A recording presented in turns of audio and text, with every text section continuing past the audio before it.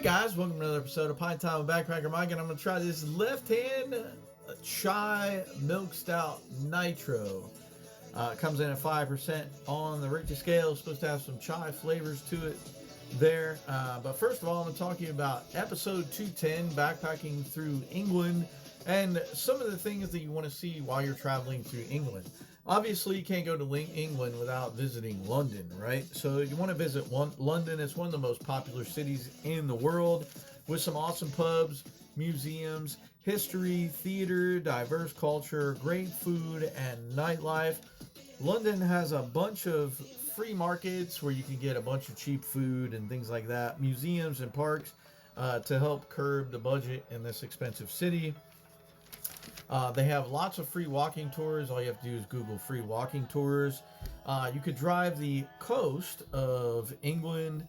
England's coastal towns are relaxing and interesting places to see, with the most popular destination being Brighton, which my local John, who was on my live on Facebook just before this, said that he wasn't that much of a fan of Brighton. However, it's known for its summer parties and festivals, so if you want to go during the busy season, go during the summer. Also, there's Weymouth, Sokham, Dover, Hastings, St. Ives, and Newark in the south of England for beaches. The towns offer old world charm with cobblestone streets and Tudor-looking houses.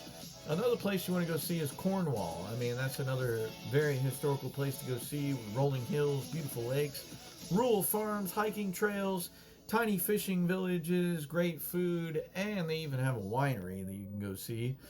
This area has been populated since the Neolithic and Bronze Age, since the 4th century BC, where the Britons had control of the area, and they were of Celtic descent. Bath is another cool place to see. John went and saw Bath, and he talked about it over on Facebook. It's named after the famous ancient Roman baths located in the area, and they were built back in 70 AD, so 9 years before the Roman Colosseum was built in Rome. And it was used through the 5th century AD, so pretty crazy. The baths are the main attraction in the town. Also, the Abbey, Gregorian, and Victorian houses on the river are also a cool place to see. The Lake District is another place that you want to go see, and John said that the Lake District was absolutely beautiful. It's located in Cumbria, in northern England. It's about an hour or so away from the border of Scotland. It's home to one of England's best national parks.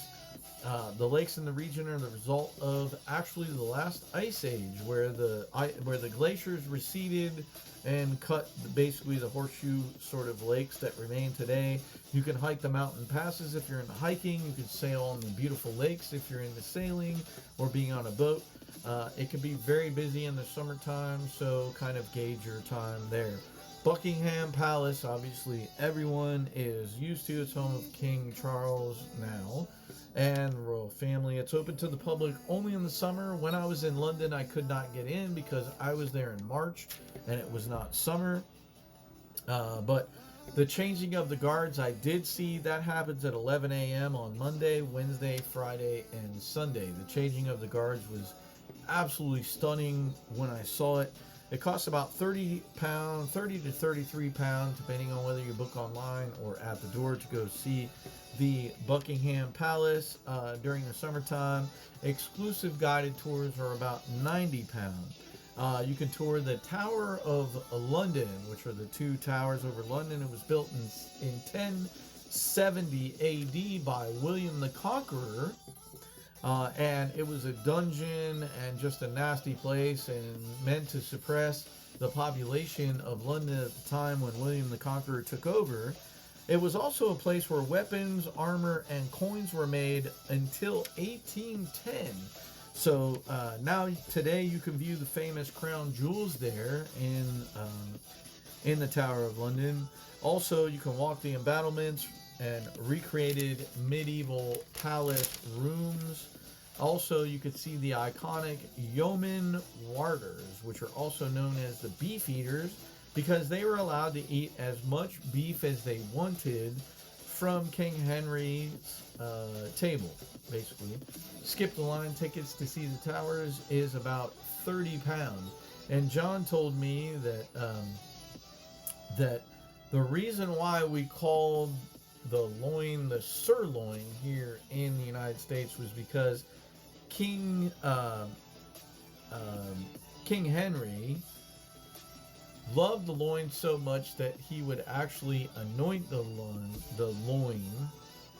with his sword as if he was anointing a knight. So that's why it became called sirloin. So that's pretty cool. I didn't know that until I talked to him. Brighton is another cool place to see, a seaside town on the southern coast, and it's a perfect weekend getaway spot for locals. It's considered the hippiest town in all of England. It's known for being quirky, artsy, and very LGBTQ friendly. It's a popular destination for locals who come to the beach. You can wander the pier with amusement rides, carnival rides, and street foods. Then also I'll mention Liverpool, obviously because of the Beatles. You can go to the Beatles Museum and things like that. And Stonehenge, everybody knows Stonehenge. It was built in 2500 BC, one of the oldest structures in all of the world. Unfortunately, you can't walk up to Stonehenge anymore. They have a rope around it, and that kind of sucks. Then there's Hadrian's Wall that was built by the Romans, and you can actually take a hike. It was built by the Romans in the 2nd century AD, and you can actually take a 6 to 8 day hike that follows the entirety of Hadrian's Wall, 83 miles or 135 kilometers. So there you go. Go out and visit England. Have fun. Cheers, Prost, Sláinte, and Skål for my Nordic friends. You know who you are. Chai tea or chai milk stout nitro. I love chai. I don't have a whole lot of this left. It tastes like chai. It has a little bit of chai, but it has a little bit of funky underbelly to it too as well. But it's very good. I mean, I could probably, buy a 4-pack of this.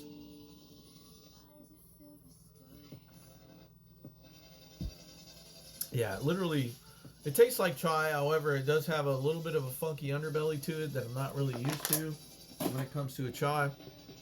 But it's delicious. I'm going to go, I don't know why I just crushed that, but I'm going to go with,